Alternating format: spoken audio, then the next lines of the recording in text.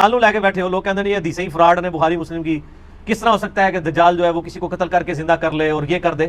اور یار اس سے بڑی طاقتیں تو شیطان کو اللہ نے دی ہوئی ہیں، وہ تو سارے مان رہے ہیں، تو قرآن کے اندر اس کی طاقتیں آئی ہوئی ہیں کہ وہ وسوسے دلاتا ہے لوگوں کو. تو یہ دجال کو جو کرتب دیے جائیں گے نا، اس کو شریعت کی ٹرم میں کہا جاتا ہے استدراج. کیا کہا جاتا ہے؟ استدراج.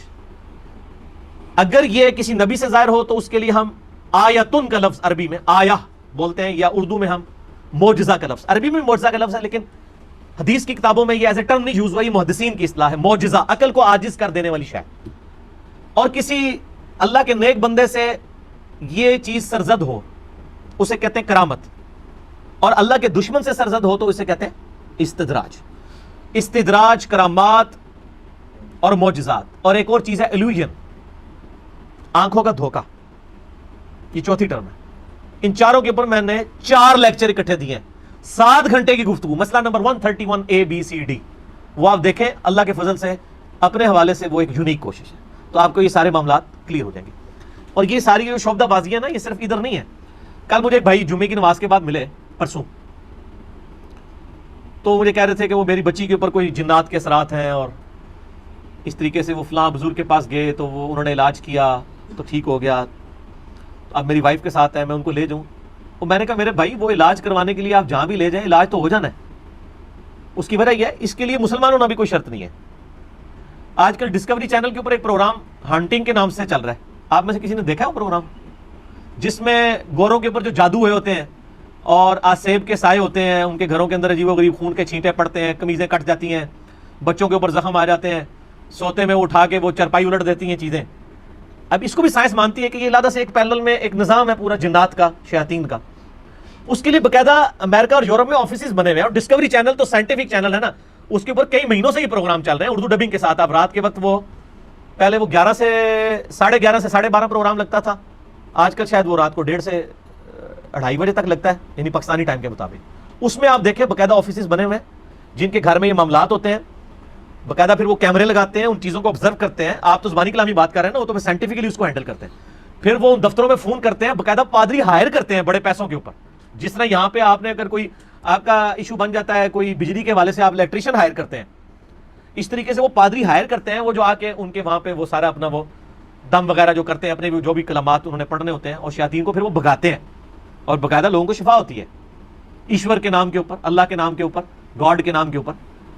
تو اگر کوئی ادھر کوئی نانگا پیر یہ کام کر رہا ہے تو کوئی پریشانی والی بات نہیں ہے. عیسائی بھی یہ کام کر رہے ہیں، اسے بہتر طریقے سے کر رہے ہیں، اس لیے کہ خدا کے نام کی ایک برکت ہے. جیسے شیطان کی ایک نحوست ہے نا، جو ایک کافر پہ بھی پڑتی ہے، مسلمان پہ بھی پڑتی ہے، اس طرح اللہ کے نام کی بھی ایک برکت ہے. اس کو آپ اسی طریقے سے سمجھ لیں. ایک عیسائی کے ہاتھ میں آپ چینی کا ایک چمچ دیں چائے میں گھولنے کے لیے، اور ایک مسلمان کے ہاتھ میں، یہ نہیں ہوگا کہ مسلمان کے ہاتھ والا جو ہے وہ چینی مٹھاس دے دے گی چائے میں تو عیسائی علی نہیں دے گی، دوئے دیں گی. وہ فزیکل فینومینا ہے.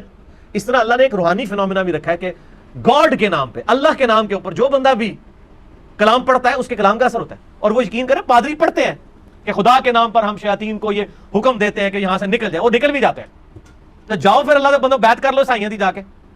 اگر آپ نے ان شعبدہ بازیوں کے اوپر ہی چلنا ہے آپ نے، ٹھیک ہے، کہ جی وہ یہ کر دیتے ہیں، وہ یہ کرتب دکھا دیتے ہیں، اس طرح نہیں ہوتا. یہ اللہ کے نام کی برکت ہے، وہ کسی کے ہاتھ پہ بھی ظاہر ہو سکتی ہے، کسی بے نمازی کے ہاتھ پہ بھی ظاہر ہو سکتی ہے. اس کو آپ کرامت نہیں کہیں گے، یہ اللہ کے نام کی برکت ہے. آپ دیکھیں کتنے لوگ ہیں بالکل نماز بھی نہیں پڑھتے، دم وغیرہ بھی کر دیتے ہیں.